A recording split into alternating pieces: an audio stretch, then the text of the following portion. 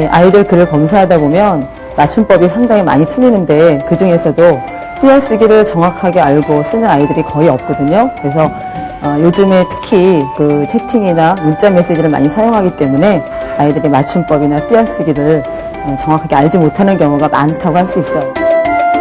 맞춤법 중에서도 가장 까다로운 띄어쓰기. 일목요연하게 띄어쓰기를 지도하는 방법은 없을까?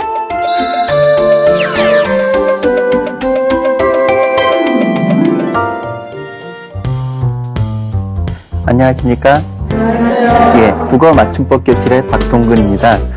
오늘은 어분기본 가운데 일반인들이 가장 어려워하면서 그만큼 또 소홀히 하는 부분이기도 한 띄어쓰기에 대해서 공부를 해보도록 하겠습니다.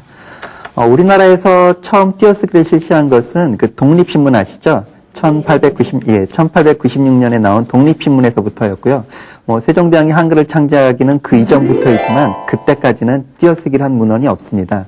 그러니까 처음으로 띄어쓰기를 한 문헌이 신문이라고 할 수 있는데 어떻게 보면 좀 아이러니하게도요. 현재 그 띄어쓰기를 가장 안 지키는 그런 그 매체가 현재는 신문이라고 할 수가 있어요. 아마 지면 관계상 그런 문제가 있기 때문이라고 할 수가 있겠죠.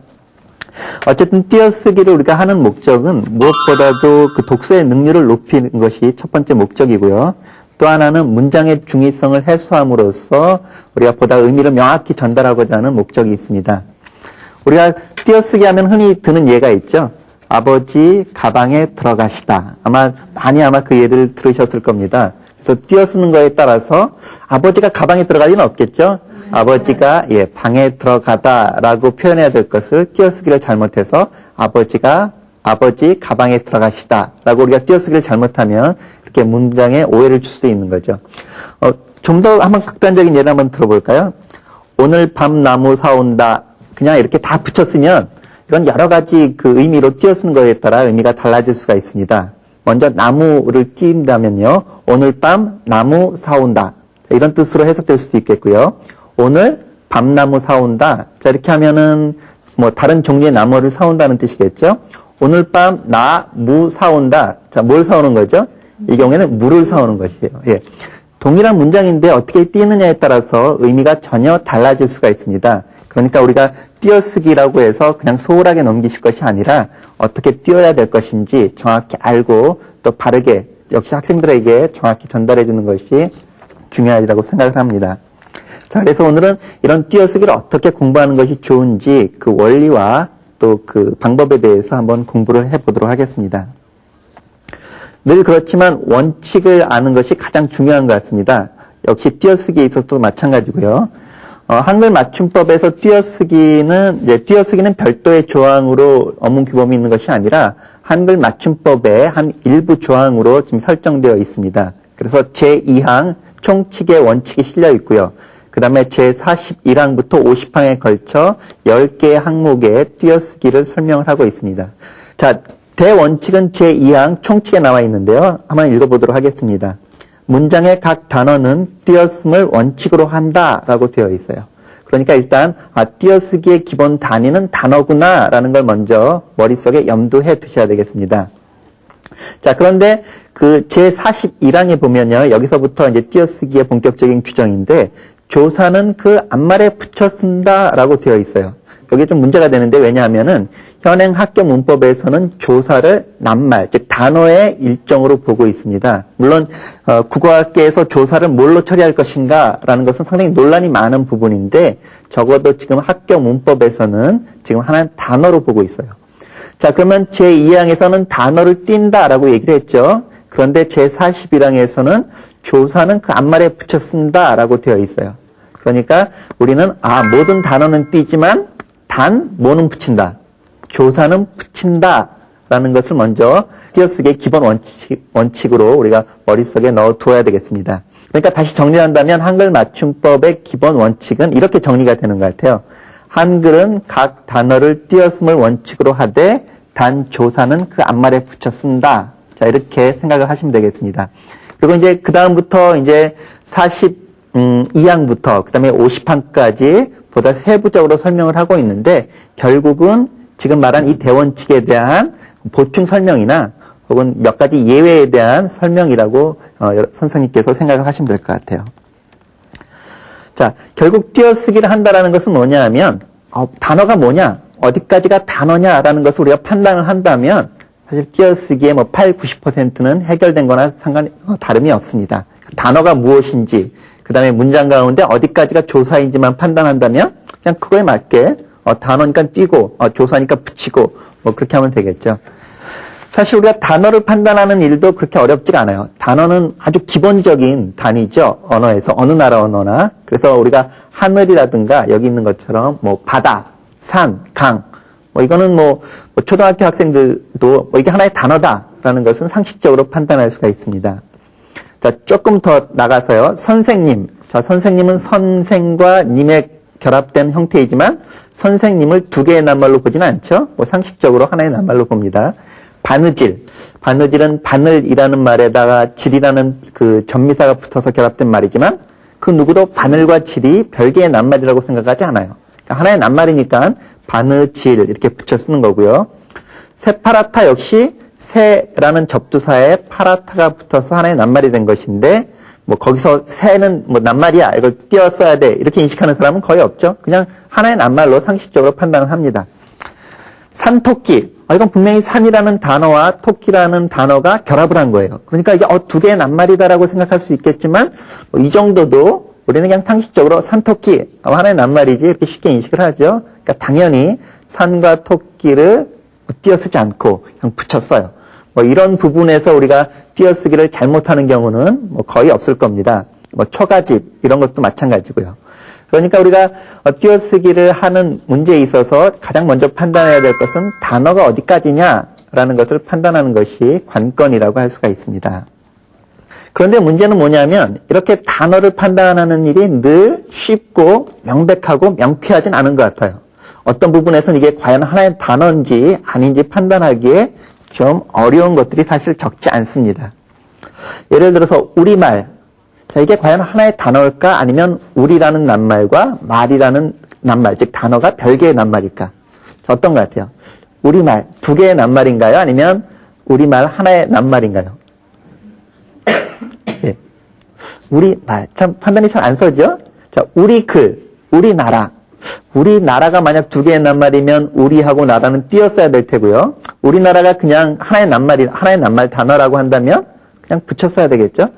사실 이 부분에서 명쾌한 기준은 없습니다. 자, 그럼 우리가 어떻게 해야 되느냐? 이럴 때는 국어 사전에 우리가 전적으로 의존하는 것이 가장 좋은 방법입니다. 자, 국어 사전을 잘 찾아보시면요. 뭐 잘 찾을 것도 없죠. 그냥 찾아보시면 우리말, 우리 글, 우리나라 이런 것들은 국어 사전에 다 표제어로 올라 있어요. 그러니까 하나의 낱말이라는 거죠. 자, 반면에 우리 집. 자, 이건 어떤 사전을 찾아도 우리 집이라는 것은 국어 사전에서 찾을 수 없는 말이에요. 그럼 뭐만 있느냐? 우리는 있고 집은 있어요.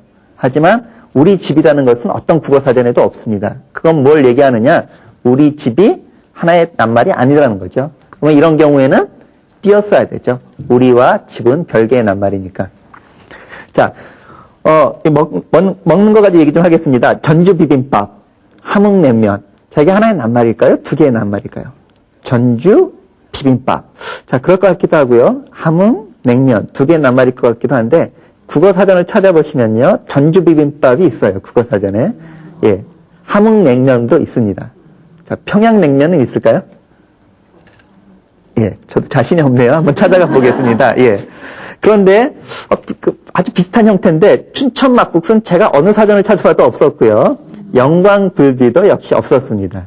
자, 그러면 전주 비빔밥이나 사실 춘천 막국수나 사실 다를 건 없어요. 그러나 적어도 현행 국어 사전에서는 전주 비빔밥은 하나의 낱말로 인정한 거고요. 춘천 막국수나 뭐 영광굴비, 뭐 제주 감귤, 뭐 이런 특산물들은 아직 사전에 오르지 않은 상태입니다. 뭐 왜 오르고 왜 오르지 않았느냐 이 판단 기준을 얘기하기는 좀 어려워요. 다만 우리가 국어 사전을 보고 이게 낱말이다 아니다라고 판단을 해서 국어 사전에 그것이 하나의 낱말로 기록되어 있으면 그냥 사전대로 붙여 쓰시면 되겠고요. 만약 국어 사전에 하나의 단위로 올라 있지 않으면 아직 하나의 낱말로 굳어지지 않은 거니까 띄어써야 된다. 그렇게 생각을 하시면 될 것 같습니다. 전주 비빔밥이나 함흥냉면은 국어 사전에 올라와 있으므로 하나의 단어로 인정된 거죠. 그래서 붙였어야 맞고요. 반면 비슷할 것 같은 춘천 막국수는 사전에 올라와 있지 않으므로 춘천과 막국수가 별개의 두 단어라고 할 수 있습니다. 자, 그런데 하나 아주 주의할 것이 있는데요. 국어사전에 있다라고 해서 무조건 붙였으면 안 됩니다. 왜냐하면은 국어사전에는 뜻풀이가 되어 있죠. 그래서 만약 우리가 쓰고자 하는 말과 그 뜻이 일치하는지를 여러분 선생님께서 판단을 하셔야 돼요. 예를 들어서 노루발은 가늘고 길다라고 했을 때 노루 다리를 얘기를 하는 거죠. 이런 개념의 뜻으로는 국어사전에 실려 있지 않아요. 그런데 노루발이 국어사전에 있긴 있습니다. 그런데 어떤 뜻으로 되어 있느냐 하면 못을 뽑는 도구라고 되어 있어요. 못을 뽑는 도구라는 개념으로 쓸 때만 붙여 쓰시고요. 그냥 보통 노루의 다리 이런 개념으로 쓸 때는 우리가 사람 다리, 노루 다리 이런 것처럼 그냥 띄어 쓰셔야 되는 거죠. 그래서 노루발은 가늘고 길다 할 때는 띄어 써야 되지만은 노루발로 못을 뽑는다. 이때는 하나의 낱말이에요. 그러니까 새로운 의미를 가진 거죠. 그러니까 새로운 의미를 가졌기 때문에 국어사전에서는 하나의 낱말로 새로 인정을 하고 붙여 쓰도록 한 겁니다. 철수는 키가 큰 아버지를 모시고 왔다. 분명히 큰 아버지지만 이때는 키가 크다라는 뜻이죠. 반면에 어제 작은 아버지와 큰 아버지를 만났어 할 때 작은 아버지와 큰 아버지는 친정명을 얘기를 하는 거예요. 그렇죠? 이때 이런 친정명의 의미로서는 국어사전에 실려 있지만은 키가 크다. 큰 아버지의 키가 단순히 크다라는 사실을 나타내는 뜻으로서의 큰 아버지는 국어사전에 없으니까 무조건 국어사전에 있다고 해서 붙인다라고 생각하지 마시고요. 그것이 실제 어떤 뜻으로 쓰였는지 꼭 확인을 하셔야 됩니다. 아주 많이 틀리는 것 가운데 하나가 그 다음 보기인데요. 안 돼. 아마 학생들한테 받아쓰기를 시키면 10중 8구 어떻게 쓰느냐. 안 돼는 붙였어요. 거의 습관적으로. 그러나 우리가 모든 낱말은 띈다고 했죠. 그래서 되다는 동사고요. 그 앞에 오는 안은 부정부사예요. 그러니까 하나는 부사고 하나는 동사니까 별개의 낱말입니다. 그러면 안 돼. 그러니까 이 경우에는 띄어 쓰는 게 맞습니다. 그런데 지금 거의 습관적으로 붙여 쓰는데 한번 선생님들도 쓸 때 한번 의식적으로 꼭 주의를 해서 한번 이 부분을 살펴보시기 바랍니다. 반면에 안 되다가 붙였을 경우가 있어요. 어떤 경우에 붙여 쓰느냐면 그거 참 안 됐다. 너 참 안 됐네. 이럴 경우에요. 이 경우에는 되다 안 되다의 개념이 아니죠. 여기 써 있는 것처럼 측은하다 혹은 불쌍하다라는 뜻이에요. 그러니까 이 경우에는 완전히 다른 의미로 녹아붙어서 독립된 의미를 갖게 된 것이기 때문에 우리가 그거 참 안 돼. 애 차원의 안 되다 하고는 개념이 다르기 때문에 이때는 우리가 붙여 쓰는 겁니다. 역시 우리가 띄어쓰기 할 때 상당히 많이 질문하는 것 가운데 하나가 한 번은 붙여야 돼요? 띄어야 돼요? 이런 질문 많이 하거든요. 자, 그러나 일단 원칙대로 얘기를 한다면 한은 관형사고요. 그 다음에 뒤에 오는 조금 이따 말씀드리겠지만 번은 의존 명사예요. 그러니까 한과 번은 원래 별개의 낱말입니다. 그래서 한 번, 두 번, 세 번, 네 번 이런 것들은 다 원칙적으로는 띄어 쓰셔야 돼요. 그러니까 내가 한 번 타고 영희가 두 번 탔다. 이때는 띄어 써야 됩니다. 반면에 그건 내가 한번 해볼게. 자, 이때 한 번은 한 번, 두 번, 세 번 이런 세는 개념이 아니죠. 내가 한번 시도하다 이런 뜻이에요. 그러니까 이렇게 어떤 특수한 의미로 굳어져서 하나의 낱말이 되는 경우들이 있습니다. 자, 이런 경우에는 또 상황에 따라서 우리가 띄었을 것인지 붙였을 것인지를 잘 판단을 하셔야 되죠. 자, 그래서 다시 정리를 한다면 우리가 단어인지 아닌지를 판단하는 것은 대부분 상식적으로 가능하지만 자, 그 판단이 잘 서지 않을 때는 뭘 보고 판단하라고요? 예, 국어사전을 보고 판단을 하시면 되겠고요. 국어사전에 있다고 해서 그러면 무조건 붙이는 것이 아니라 그것이 어떤 뜻으로 쓰이는지 그 사전의 의미를 잘 살펴보시고 그 다음에 최종적으로 띄었을 것인지 붙였을 것인지를 판단을 하면 되겠습니다.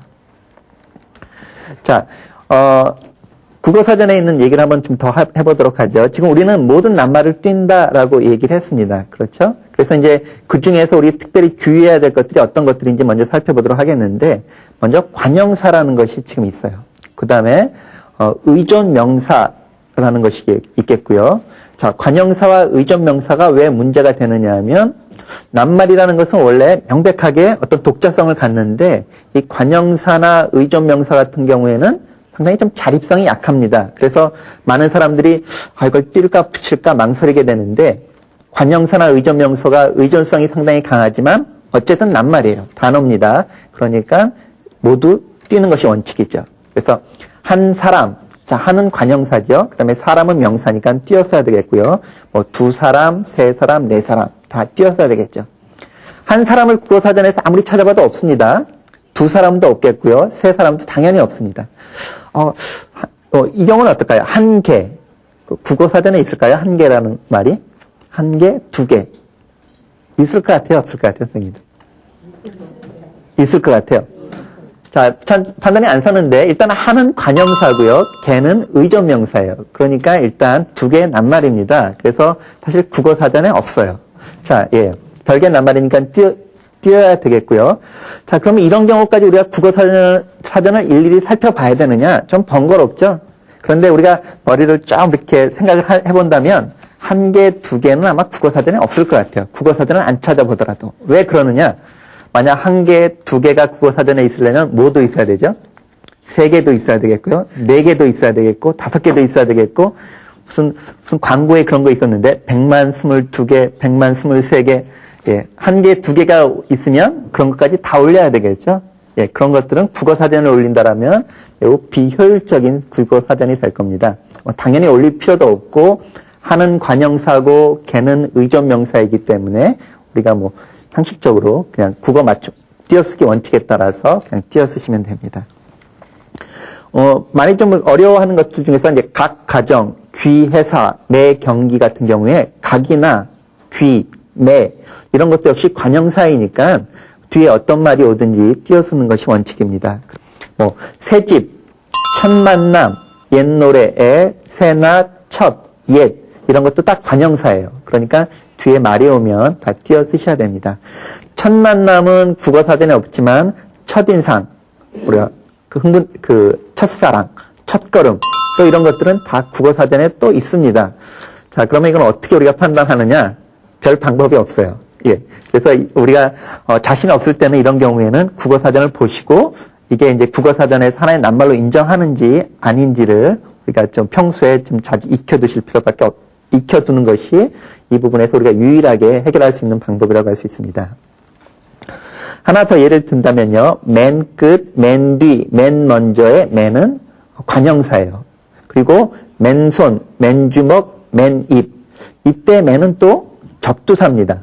그래서 이건 형태가 같은데 좀 의미가 달라요. 그래서 맨 할 때는 가장이라는 뜻이죠. 맨 끝, 가장 끝, 맨 뒤, 가장 뒤, 맨 먼저, 가장 먼저 이런 뜻이고요. 형태는 같지만 맨손 할 때 맨은 그것만으로 라는 뜻이에요. 그래서 맨주먹, 그러니까 주먹만 가지고, 맨입, 뭐 입만 가지고 그런 뜻이죠. 그러니까 형태가 같다고 해서 무조건 띄고 무조건 붙이는 것이 아니라 그것이 어떤 품사인지 혹은 접두사인지를 우리가 평소에 잘 판단이 안 설 때는 국어사전을 가까이 두시고 우리가 참고를 해서 뛸지 붙일지를 판단을 하셔야 됩니다. 그러니까 적어도 우리가 지금까지 해왔던 것과는 달리 이 띄어쓰기만큼은 우리가 좀 국어사전에 많이 좀 의존할 필요가 있다. 물론 뭐 그뿐만 아니라 국어사전을 우리가 자주 찾아보는 것은 매우 국어교육에 있어서 매우 바람직한 일이라고 할 수 있습니다. 자, 지금 이제 관형사를 얘기했고요. 의존명사도 역시 의존된 거니까 아주 자립성이 약해요. 그러나 역시 낱말은 단어는 단어이니까 의존성이 좀 비록 약하더라도 띄었어야 됩니다. 아는 것이 힘이다의 것. 자, 것만 가지고는 말이 되지 않죠? 뭐뭐 하는 반드시 수식을 받아야 돼요. 그래서 상당히 자립성이, 즉 단어로서의 지위가 다른 것보단 약하긴 하지만요. 그래도 단어는 단어예요. 그러니까 띄어야 되겠죠? 나도 할 수 있다의 수. 뭐 이건 우리가 거의 습관적으로 띄죠. 뭐뭐 할 수 있다. 이런 형태를 아예 그냥 익혀두시는 게 좋겠고요. 내가 뜻한 바를 알겠다의 바 같은 거 역시 의존 명사이니까 우리가 그냥 띄어 쓰시면 됩니다. 여기까지는 대체로 잘 하는데요. 그 의존 명사가 앞뒤 조사에 축약이 돼서 형태가 좀 바뀌었을 때는 좀 잘 판단을 못 하시는 것 같아요. 그게 좋겠다의 개 같은 거. 그게 많이 붙여 쓰거든요. 하지만 이때 개는 뭐죠? 그 것 이의 축약이죠. 그러니까 역시 것, 의존 명사예요. 그러니까 그게 할 때 개는 띄어서야 되겠고요. 내가 할 걸, 그거 내가 할 걸. 막 붙여 쓰고 싶어요, 느낌상. 하지만 내가 할 걸의 걸은 내가 할 것을 이 축약된 거죠. 그러니까 형태는 조금 바뀌었더라도 여전히 의존 명사이니까 내가 할 하고 걸은 띄어 쓰셔야 됩니다. 자, 이런 것들은 우리가 그냥 문장을 잘 이해를 하셔서 파악을 하셔서 이게 어떤 형태로 쓰였는지 좀 주의 깊게 판단을 하셔야 되겠고요. 그 다음에 우리말에는 어떤 셈과 관련된 단위 명사들이 아주 많습니다. 예를 들어서 한 번의 번, 한 개의 개, 뭐 옷 한 벌의 벌, 집 한 채의 채, 쾌, 뭐 이런 것들은 역시 그 의존성이 아주 강하지만 역시 낱말은 낱말이에요. 단어는 단어니까 우리가 역시 다 띄어 써 주셔야 되겠죠. 한 개, 두 개, 세 개 아까 말씀드렸죠. 옷 한 벌, 두 벌, 세 벌 이런 거 다 띄어 쓰셔야 됩니다. 한 점, 이 점은 뭘까요? 뭘 세는 단위죠? 점. 점 하나, 점 둘, 뭐 그런가요? 고기요? 고기 한 점. 그것도 되네요. 예. 제가 생각한 거는 구름 한 점이었는데, 예. 예. 구름 한 점, 두 점, 이렇게 되죠? 이 점도 역시 단위 명사니까 띄어 쓰셔야 됩니다. 첫 번째 할 때 번, 첫은 관형사고 번은 지금 계속 나오지만 의존 명사니까 띄어야 되죠? 하지만 첫째, 둘째 할 때 째는, 전미사예요. 그러니까 전미사는 낱말이 아니죠? 단어보다 더 작은 단위니까 우리가 첫 번째 할 땐 띄어 쓰지만 첫째, 둘째, 셋째 할 때 째는 전미사니까 띄어 쓰면 안 됩니다. 그래서 우리가 이 과연 전미사냐 아니면 그 이상의 단어냐. 그 단어 이상의 단위는 띄어 쓰고요. 단어 이하의 단위는 붙여 쓴다라고 생각하시면 되겠죠. 그 다음에 우리가 어떤 지위나 관직을 얘기할 때 붙이는 말들이 있죠. 홍길동 선생님 할 때 선생님은 당연히 띄어 쓰는 거고요. 그냥 홍 선생님 할 때도 띄어 쓰셔야 됩니다. 그 밖에 뭐 홍 사장, 뭐 박 사장 할 때 그런 것들도 다 띄어 쓰셔야 되겠고요. 사람을 호칭할 때 부르는 말들이 있죠. 홍씨, 뭐 이렇게 할 때 씨도 역시 의존 명사입니다. 그러니까 띄어 쓰셔야 되겠고요. 뭐 홍양, 홍군 할 때 양이나 군 붙여 쓰고 싶으시죠. 하지만 예, 역시 단어예요. 단어니까 우리가 홍양 띄어 써야 되겠고요. 홍군처럼 띄어 쓰셔야 됩니다. 자, 우리가 지금까지 얘기했던 것은 의존 명사에 대해서 말씀을 드렸는데요. 자, 우리는 지금 맞춤법에 대한 얘기를 하면서 무엇을 말씀드렸느냐 하면 단어는 띄되 조사는 붙인다라고 말씀을 드렸습니다. 그런데 조사 가운데 예를 들어서 주격조사, 이가, 철수가 이런 것들은 우리가 뭐 띄어 쓰라고 해도 띄어 쓰지 않죠? 그거 가지고 틀리는 사람들은 없습니다. 철수가, 철수를, 뭐 철수도, 자, 이런 것 가지고는 안 틀리는데, 우리가 조사 가운데 특히 많이 틀리는 것들이 있어요. 그러니까 이게 별로 조사는 조사인데, 뭐 부사처럼 보이기도 하고 그래서 그런지 특히 많이 띄어 쓰는 것들이 있으니까 주의를 하셔야 됩니다. 집에서부터 학교까지, 이거 실제 제가 대학생들한테도 많이 지금, 테스트를 해본 건데, 학생들한테 제가 집에서부터 학교까지 1시간이 걸린다라고 불러주고, 띄어쓰기, 받아쓰기 한번 해봐라 하면 영락없이 틀리는 것이 바로 이 부분이에요. 주로 뭘 띄느냐? 여기에서 부터 아주 10중 8구 띱니다. 학교까지를 띄어쓰는 경우들이 아주 많아요. 자, 그러나 여기서 에서나 부터까지는 모두 조사입니다. 그러니까 조사는 뭐 몇 개가 겹쳐도 상관이 없어요. 다 앞말에 붙여 써야 되겠죠. 그래서 집에서부터 다 붙여야 되겠고요. 학교까지의 까지 이런 것들도 다 앞말에 붙여서 쓰셔야 됩니다. 그러니까 우리가 좀 조사인지 아닌지 잘 판단되는 거 몇 개들은 따로 모아서 우리가 이게 조사구나라는 걸 머릿속에 좀 넣어둘 필요가 있습니다. 어떤 것들이 있느냐? 너만큼, 이 만큼이 조사고요. 수박은커녕 이거 정말 많이 틀려요. 은 다음에 띄어야 되지 이런 의식이 좀 있는 것 같은데 이 경우에는 은커녕이 그냥 통째로 조사입니다. 그러니까 수박은커녕 이건 다 붙여 쓰셔야 되겠고요. 너뿐만, 뿐하고 만이 이 경우에는 다 조사니까 붙여야 되겠고요. 내가 그랬구나라고 영희가 말했다. 이때 라고는 좀 특이하죠. 문장 전체에 붙었어요. 흔히 인용격 조사 이렇게 얘기를 하죠. 그래서 남의 말을 인용할 때 쓰는 라고 같은 경우도 역시 조사니까 붙여야 되겠고요. 뭐 철수가 말해서인지 모르겠어. 여기에 인지 같은 경우에는 기본형이 이다인데 우리가 학교 문법에서는 흔히 서술격 조사라고 얘기를 하는 겁니다. 좀 특이한 조사인데 역시 조사예요. 그러니까 앞말에 붙여 쓰셔야 됩니다. 자, 또 하나 우리가 좀 주의해야 될 것은 어미하고 불완전 명사가 의존 명사가 형태가 같아서 혼동하는 부분이 있습니다.